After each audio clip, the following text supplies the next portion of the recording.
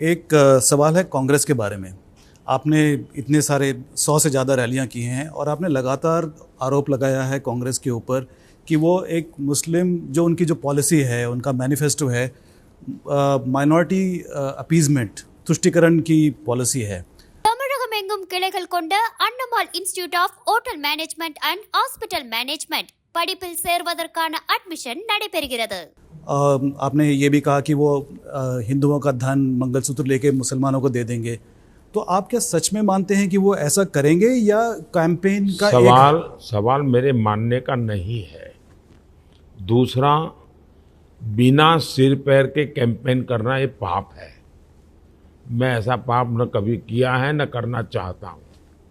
बिना सिर पैर के पाप करने का काम ठेका उन लोगों ने लेकर के रखा है। जिस दिन उनका मैनिफेस्टो आया था उसी दिन मैंने कहा था कि इस मैनिफेस्टो पर मुस्लिम लीग की छाप है। कांग्रेस पार्टी का काम था कि उसी दिन वो जवाब देते कि देखिए हमारे ये मुद्दे हैं, मोदी जी कह रहे सही नहीं है। एक बार भी जवाब नहीं दिया। फिर मुझे लगा कि अब मुझे धीरे धीरे देश की जनता को एजुकेट करना पड़ेगा। जब ये कहे मैनिफेस्टो में कि अब ठेके जो दिए जाएंगे, गवर्नमेंट कॉन्ट्रैक्ट्स, उसमें भी माइनॉरिटी के लिए आरक्षण होगा। अब ब्रिज बनाना है, ब्रिज बनाने का टेंडर कौन डालेगा भाई? जिसके पास रिसोर्सेज हैं, जिसके पास एक्सपीरियंस है, जिसके पास कैपेसिटी है, जो धन लगा सकता है, टेक्नोलॉजी लगा सकता है, वो आएगा। अब आप उसमें भी आरक्षण कर देंगे तो मेरे देश के विकास की कहाँ जाकर के रुकेगी भाई? ये मैनिफेस्टो में लिखा है उन्होंने मनमोहन सिंह जी ने खुद ने, जिस मीटिंग में मैं मौजूद था एज ए मुख्यमंत्री, उन्होंने कहा था देश के संसाधनों पर पहला अधिकार मुसलमानों का है।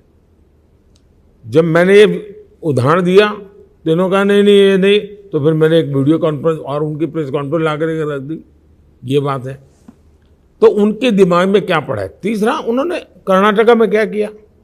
कर्नाटका में उन्होंने रातों रात सभी मुसलमानों को ओबीसी बना दिया और ओबीसी का जो कोटा था उसमें डाका डाल करके उन्होंने कर दिया डाइवर्ट।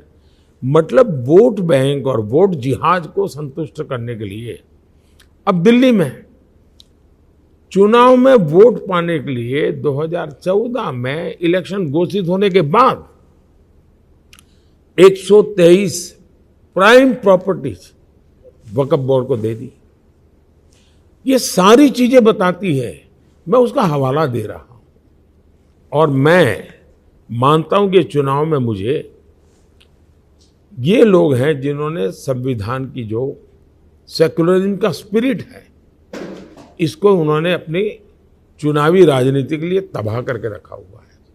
मुझे संविधान के उस स्पिरिट को एस्टैब्लिश करना है, इसलिए इनको लोगों को एक्सपोज करना जरूरी है। और चुनाव अपने आप में लोगों को एजुकेट करने का अवसर होता है। தமிழகம் எங்கும் கிளைகள் கொண்ட Annamal institute of hotel management and hospital management படிப்பில் சேர்வதற்கான அட்மிஷன் நடைபெறுகிறது।